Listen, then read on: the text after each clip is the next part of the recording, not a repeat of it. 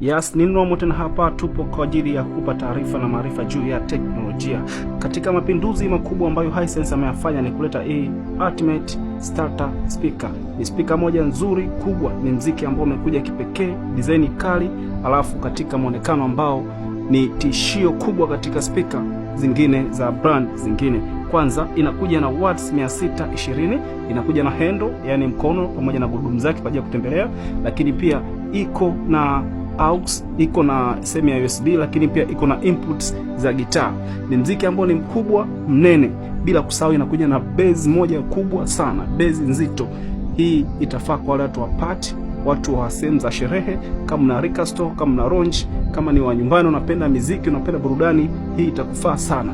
Kikubwa na kingine cha kipekee, inakuja na LED light ambazo zina display kwa upande wa mbele na pembeni, kitu ambacho display zake za light zinaendana na mdundo wa biti. Karibu.